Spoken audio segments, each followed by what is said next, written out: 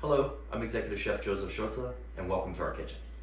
Today I'd like to share with you my recipe and procedure for preparing a Denver steak.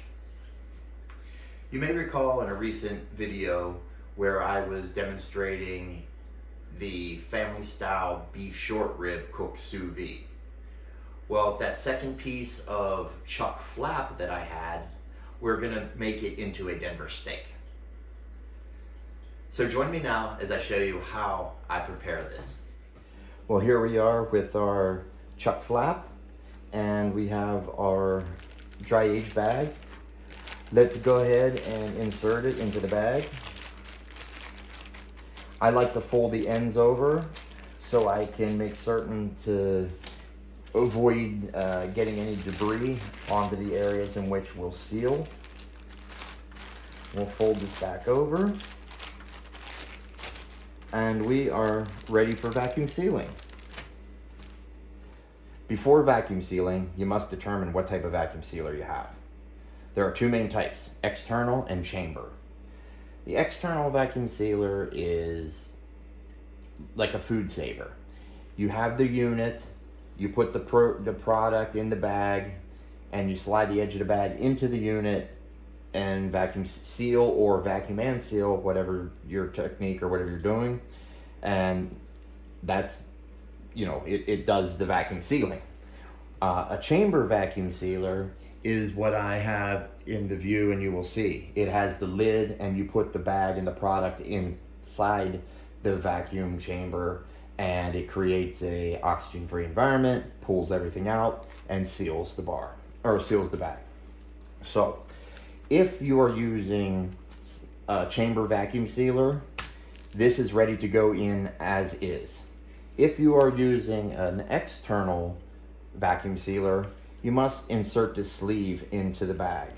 So what you would do is you would have your bag open, slide in this, and put it where the seal bar is going to make contact with the bag. This enables it to seal, and it's also going to enable air to come through. So, as I mentioned, I am using a chamber vacuum sealer. There is no need for us to use that. Well, here you are. I have my Avid Armor USV 32 Ultra Series chamber vacuum sealer.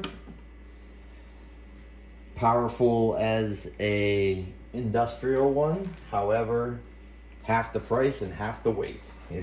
I love it for home use.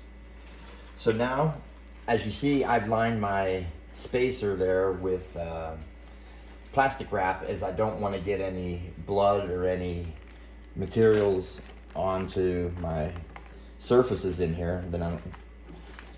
So now I lay my bag in there, go across the seal bar, close the door, and let's vacuum seal.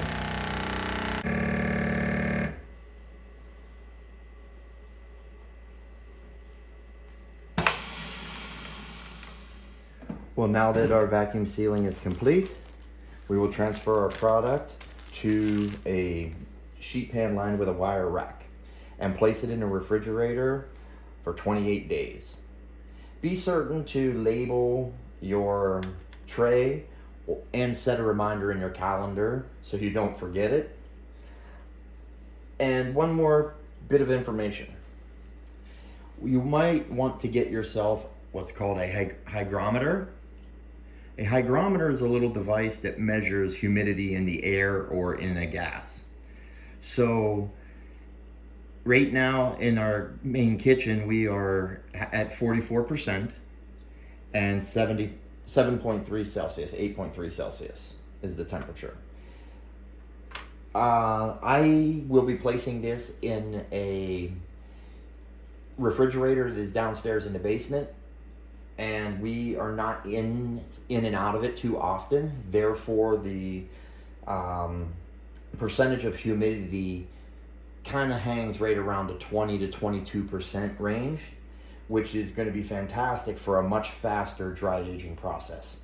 The more humidity there is, the slower and actually the worse it is.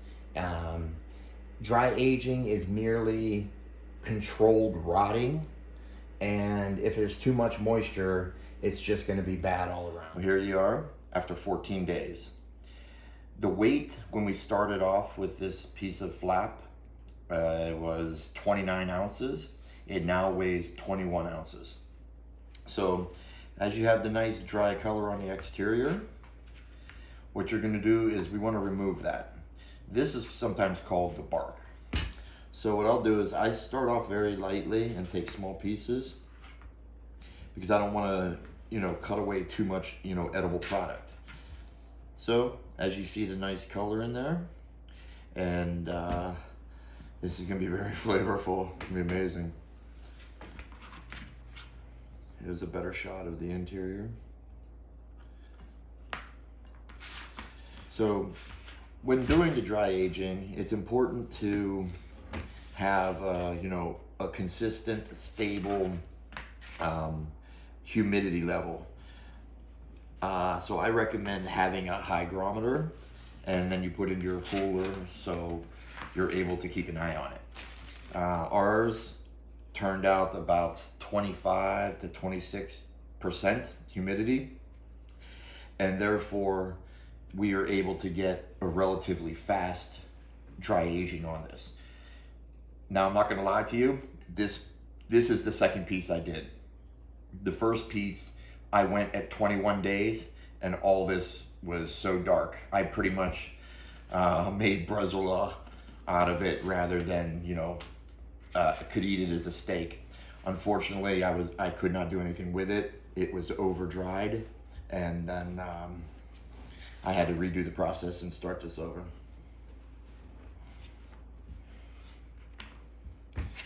And there you have.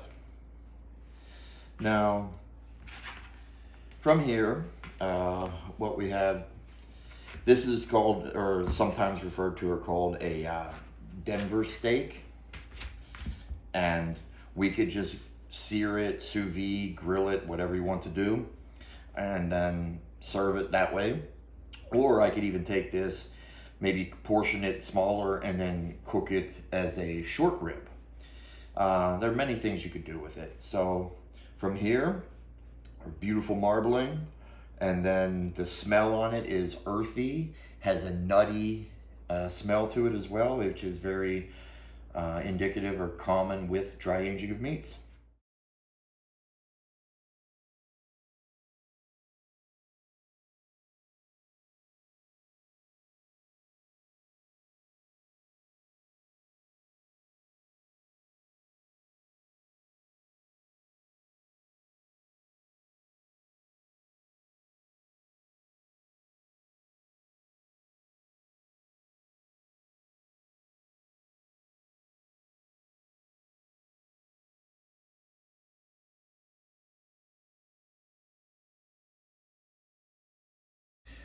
Well, now that we seared it, I have let it sit on the wire rack to rest for a little bit. Now we will slice it. Slicing through is really like slicing through butter. It is so tender, and you could tell already just how the knife runs through.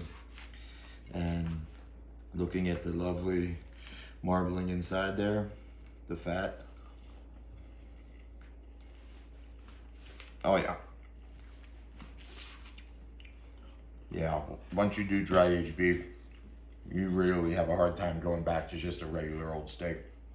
Well, there you have my technique for preparing a Denver steak out of a beef chuck flap. Otherwise, a tough piece of meat, which normally requires braising or slow roasting.